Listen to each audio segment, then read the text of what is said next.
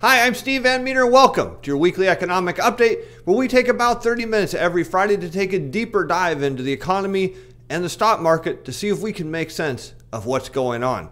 And truth be told, we might actually be in a recession right now. In fact, based on some data I'm going to show you today, we should be in a recession. You say, well, wait a minute, but the stock market's not down. Look, I'm not saying the stock market's in a recession. I'm saying this based on this data, and it is really good. We've looked at it before, but we'll look at it again. History may show that we are in a recession right now. And this, the scary part really is that once again, just like investors were convinced in the late 90s, and just like they were convinced in the early 2000s, to strip off any portfolio risk and just go 100% in stocks because stocks can never go down. Yeah.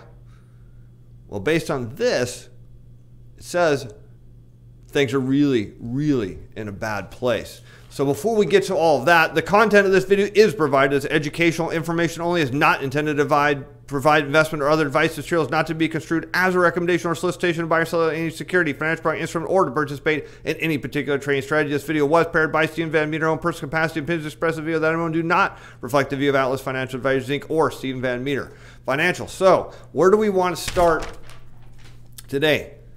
Tomorrow, there is a big meeting between Presidents Trump and Xi to discuss the tariffs and trade issues and whatnot. Now, there's two completely different views. There's the American view that President Trump's going to go in there and bam, he is going to strike a deal. It's going to be an incredible deal, and he's going to let China know who's boss.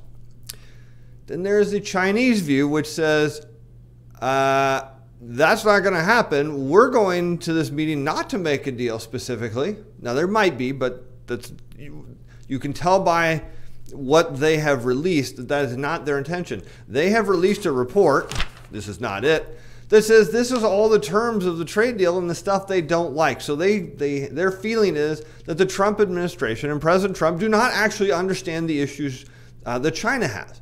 So they're using this meeting to explain them. Now, in China, the sentiment against the U.S. is high. The longer this draws out, the more Chinese people are saying no to American-made goods. Meanwhile, over here in America, we think, wow, this is super bullish for stocks because we're going to get some killer deal. Well, we might not. In fact, be prepared for nothing to come out of this meeting with the exception of more tariffs on China, and then China putting more tariffs on us. After all, President Trump has threatened to implement more tariffs, and his staff have confirmed that that is absolutely on the table. So we have completely different views going into this meeting, and I can tell you the world will be watching. Now, if anyone thinks that a kumbaya moment is going to save the global economy here, it won't. There are too many lags in monetary policy, and the tariffs have lags themselves. So the reality is, even if there is a deal, it's not that bullish because the economic data is sliding. Now, some people believe that China can walk out of this meeting without anything. Their president's not going up for election next year or the year after that or at any point in the rest of his life unless he chooses to step down. Meanwhile, President Trump will face re-election, and data shows that when an economy goes into a recession or, and this is staggering, the public thinks there's a recession coming, the incumbent president is never reelected. So the stakes are actually high. Some people think President Trump will need to back off on this meeting, but he's not the kind of guy that does that. So there'll be a lot of interesting news for us to talk about on Monday, I'm sure, according to the outcome of this. Now, something else that happened about 90 minutes before market close, which stunned crude oil investors, but virtually nobody else, was that Europe has instituted a new international payment system to compete with the SWIFT payment system. So for those of you who don't understand, the dollar as the reserve currency, most goods are traded in dollars throughout the world. Trade is done in dollars. Now, not always, but a vast majority of it is, especially crude oil. And when we want to sanction, say, a country like Iran, Well, because we control the payment system, we just go in there and click a button that says, yeah, hi, good luck, because you're not allowed to do that anymore. So we can turn the switch on and off and say, okay, we'll allow you to access the international payment system, or we won't. And it's a tool that we use, and we use it very effectively. Well, as of today, again, nobody saw this coming. Europe rolled out their own international payment system to compete with SWIFT, and they have opened it to Iran, which means now Iran can ship oil in euros and completely circumvent all U.S. sanctions. This is completely legal under the European payment system. Now, I literally just saw this not long ago, so I don't have the name memorized of what it's called, but there are further implications of this, because this opens a door for the US dollar to be replaced as the world's reserve currency. Because after all, that's what these systems are designed to do. So crude oil tanked in the last 90 minutes of trading because Iran is back in action in a totally legal way with Europe. Wow. All right, now going on from there, today's focus is going to be gold. And we've got a lot to talk about. Your piece that I wrote this week, and this is probably one of like maybe 3 or 4 parts. I'm writing, almost done with the second part, and then last night I was like, man, I've got a whole lot more about this to go. So we'll see where I take it. I've spent a lot of time trying to isolate what gold tracks in terms of relationships, and it is closest to inflation-adjusted 10-year treasury yields. And I plan on showing you that, kind of going through a little bit, give you a preview of kind of some of the stuff to come, but I want to show you the relationship because it's real interesting. Now, I don't remember if I showed you this disclosure when I read it, because for all I know, you were looking at my head, but in case I didn't, advisory services are offered by Atlas Financial Advisors, Inc., a registered investment advisory firm. So let's go through the charts, and I've got all kinds of interesting stuff to look at. All right, the first is the M2 money supply. And again, now I mentioned this last week, I believe, that when the money supply is rising during a period where the Fed is tightening, that sends off the alarm bells, because when the Fed's tightening, the money supply should be contracting. Now, because the money supply looks at cash and cash equivalents, including cash and brokerage accounts, we know that people are large investors, very large investors, must be raising cash, because we can look at other data points and say, well, wait a minute, consumers aren't saving more money. This area, savings rate is flat. Bank account growth rates aren't really growing very much, but the money supply is growing, and that is a red flag. This also supports why interest rates are not rising, because when there's cash available in banks to lend, and there's more cash than there is lending demand, what happens to interest rates? And we've talked about it. They fall. That is how, there's multiple ways interest rates work, but that is one of them. When you have more cash than you have demand, interest rates fall. Now, the growth rate rose to 4.58% on an annualized basis. As I mentioned here, large investors are raising cash. The 6-month rate of change is at 2.46, meaning the 6-month rate of change is, multiply this by 2, is saying that the annualized growth rate is headed to 5. And we've seen this in the past, where going into recessions, the money supply will rise, but not because the Fed is easing. The 3-month rate of change, when we multiply this by 4, so 4 times roughly 2 is 8, it's saying, wow, this thing is headed higher, and that's good for bond investors, not so good for stock investors, because guess what gets sold to raise cash, and that is stocks. Going on to commercial industrial lending, on a year-over-year growth rate, has fallen to 6.27% from 5.68. I've said this for a while, that this will collapse. And as you can see from past recessions, it doesn't take a deep contraction in commercial industrial lending. In fact, here it was still growing into the recession to trigger a recession. It doesn't need to do that. But often a decrease in commercial industrial lending does lead to recession. It's very simple. Why is that? We're in a debt-based economy, and when you're in a debt-based economy, you need a constant expansion of the money supply from new borrowing. That's where it has to come from. But there's something very staggering underneath the covers, And I'm going to pull that up and show it to you. And don't mind my video software there for a second. But this is my running tally of the data. This column is the annualized rate of change. This column is the 6-month rate of change. And this is the 3-month rate of change. We've looked at this last week, and it's worth looking at again because right now on the 3-month rate of change, it is negative. So commercial industrial lending has contracted, not just 1 month or 1 week. I wanted to, wait and at least make sure it contracted a second week. But look at the 6-month rate of change went from 2.37 down to 1.46, and we shaved nearly a percentage off the annualized growth rate. And if we go back, and I'll show you the significance of this. Let's go to, well, we were just at 2016 when we were facing a double dip or that big market correction. You can see that it came close to contracting, but it didn't actually contract until 2017. But let's go up further to 2008. So we were already, the stock market was already tanking by late 2008, and commercial industrial lending didn't contract until December. So what this is saying is we might, or well, we should say that we are in a recession based on that data, because this should not be happening outside of a recession. It doesn't. So the further this falls, the worse it's going to be, and stock prices and interest rates are very correlated to this. Again, lending demand falls, cash positions rise, interest rates come down. Lending demand falls, asset prices fall, stock prices fall. Obviously, stock prices haven't fallen, which only tells us when they do, it's going to be fast. All right, let's go on to consumer loans. So we can see consumers aren't driving the economy. Their growth rate in credit cards has dropped to 3.99%, so they're steadily falling, and this is likely to continue to fall as financial conditions can tighten.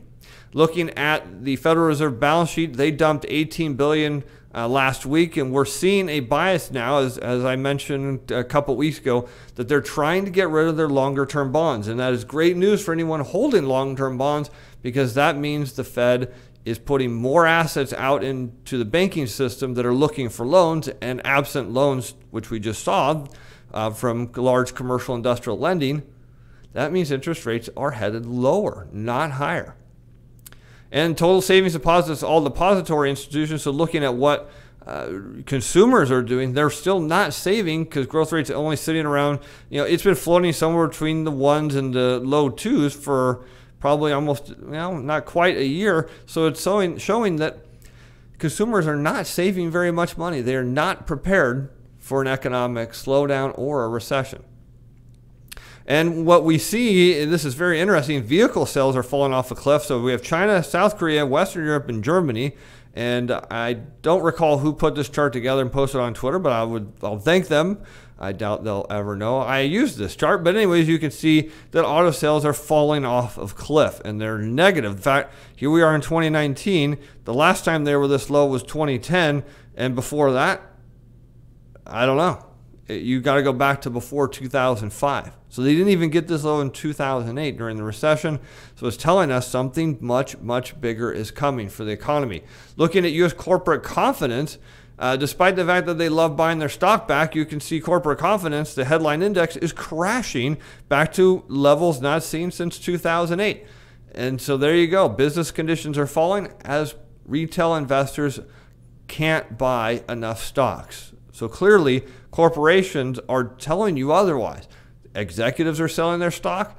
They think financial business conditions are bad, but yet investors can't get enough stocks. And look at the Cass Freight Index. This is another good proxy for the economy. This is crashing as well as shipments fall. And you can see it's now down to where it was in 2015, 2016, when the stock market was in a massive, massive correction. So all this is telling us if stock prices are indeed headed lower.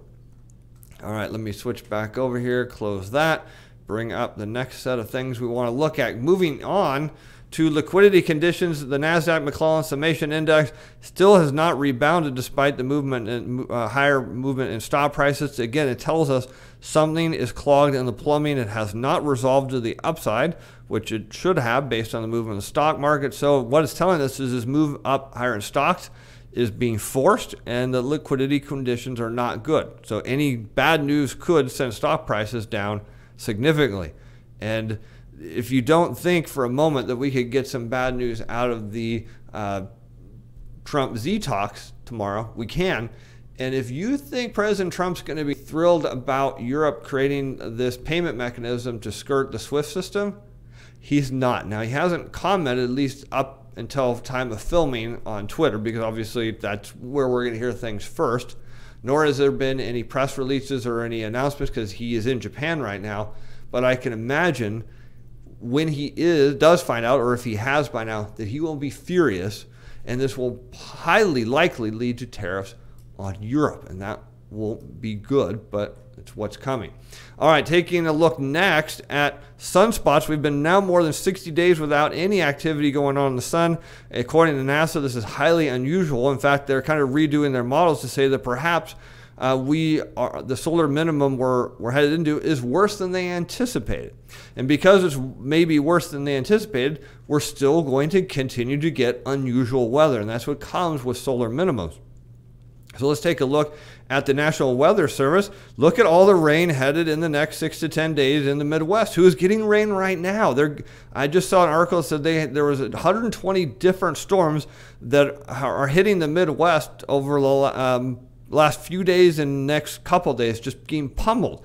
And now they're getting more rain. And what's interesting is the USDA came out and said, yeah, things are great in crops, and everybody that lives in this area that bothered to chime in, including analysts, farmers, experts, people that sell grains and all that, are like, yeah, you guys are way off base if you think things are good.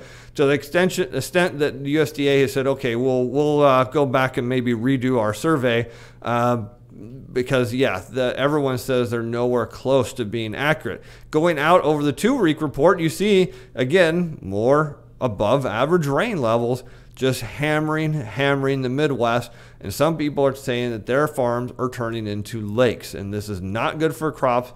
And what's amazing to me is after the USDA report, people came out and sold and shorted agricultural commodities, which doesn't make any sense if you saw all of this.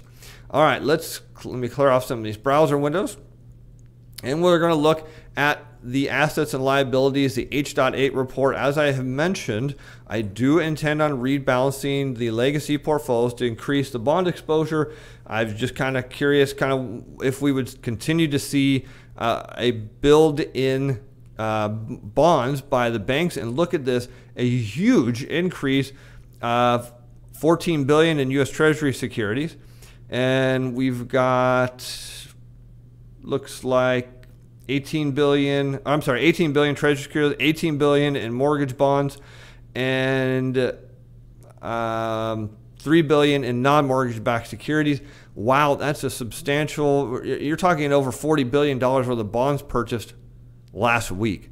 You know, I love when I read all these reports or see these reports where people are like, short the bond market, interest rates are going up. Yeah, well, if banks are buying $40 billion worth of bonds, I can tell you interest rates are not going up. So this is, again, supporting our position. And I'll show you kind of just waiting for the moving average to pick up a little bit. I wouldn't be surprised if there's a down move coming in bonds, but the portfolios models are all ready to go and be rebalanced. And maybe I will end up doing it on Monday with when I do the portfolio shield reallocation. That may be possible. Okay, let's get on to gold. So again, I've done a lot of deep digging on this. I've gone through expert after expert after opinionated expert on what gold is really tied to, and like 99.9% of people are wrong. I mean, I've even told you stuff that's now my opinion is that was wrong too, based on what other people were saying.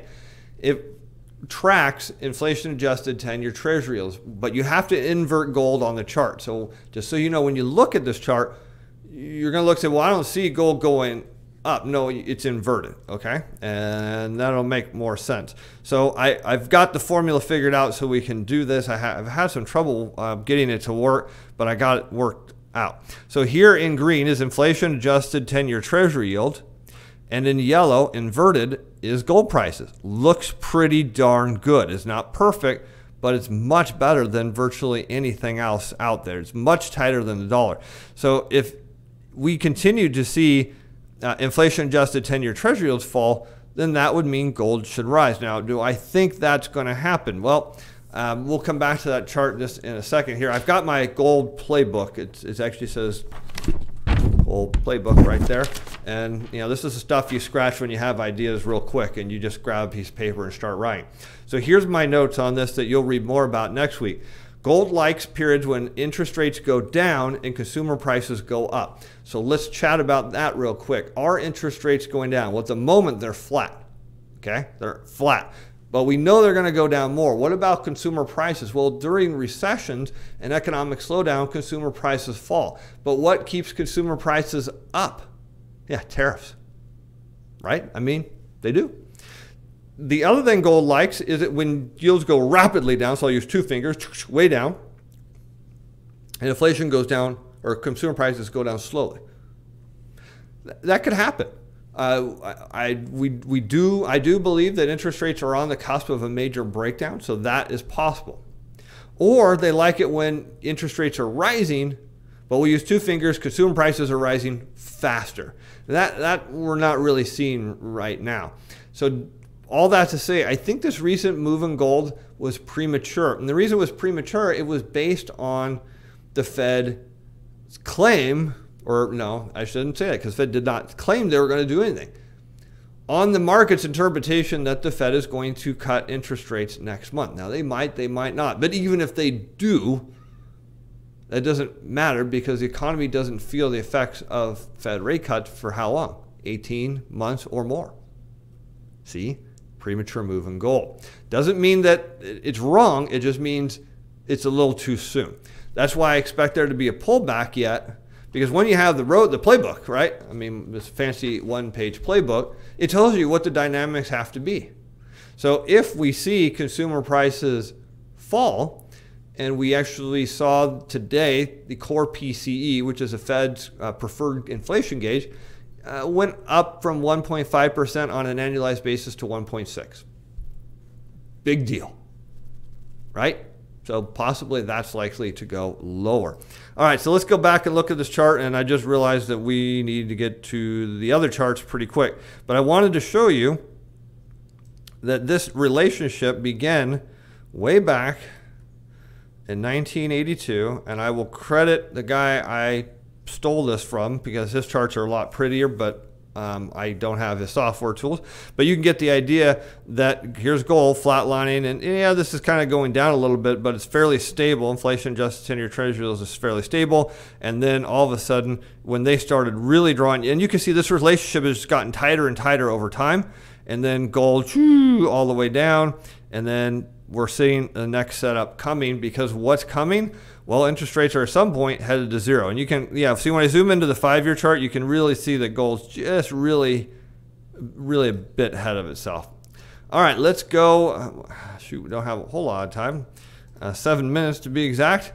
And let's go on to the Dow, because it's fun to look at a quadruple top. 1, 2, 3, 4 tops. And today it did not try to cross. It tried, but it did not make it through based on commercial industrial lending, which I'll try to have a chart for you Monday or Wednesday.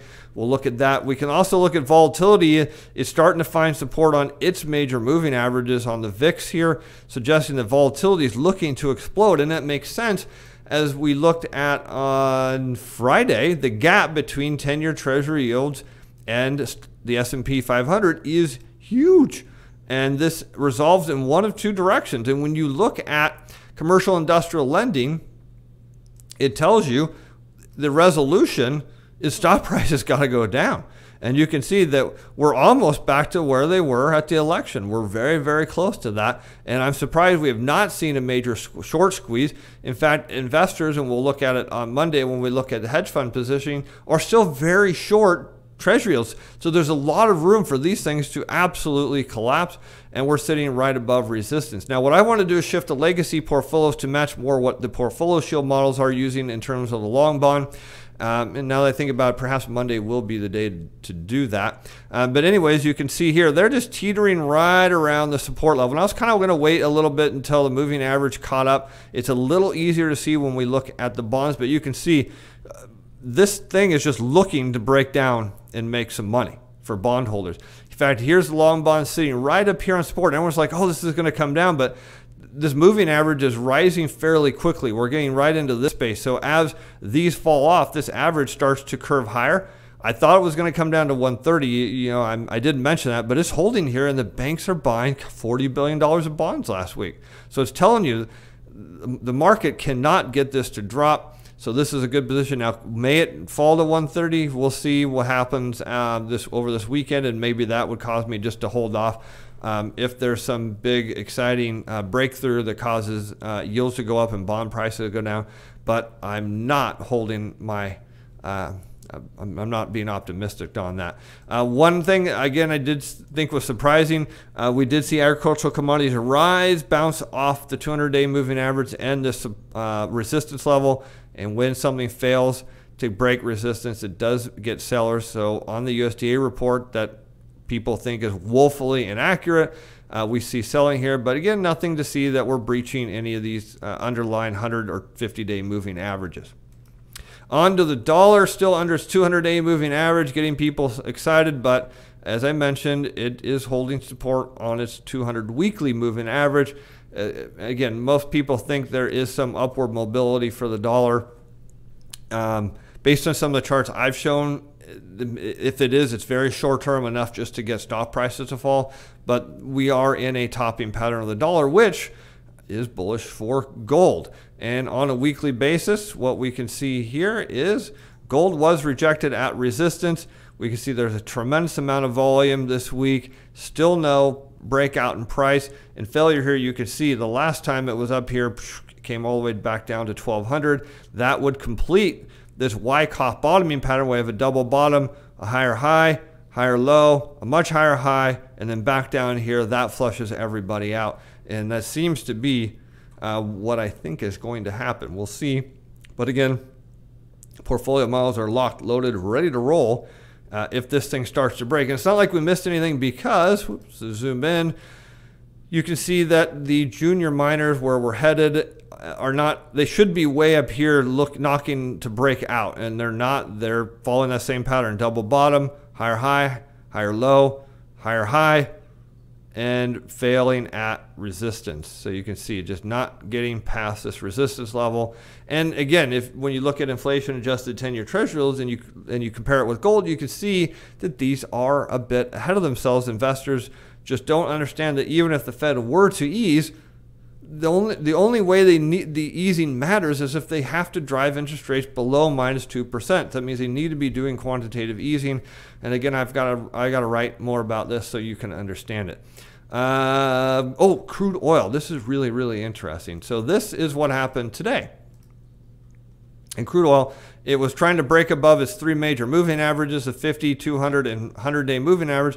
But look what happened when Europe announced that new payment system. Why? Because supply from Iran is coming online, and I imagine I will get some calls or emails from my oil industry experts, and I do have several of them who watch and provide me information that I otherwise would not have access to, and they're going to tell me, oh yeah, you're right, if Iran's exporting oil, that means we're not sending as much oil to Europe, and that means more crude oil inventory builds, and we're already not far from the 2-year high, going into a economic slowdown evident by commercial industrial lending.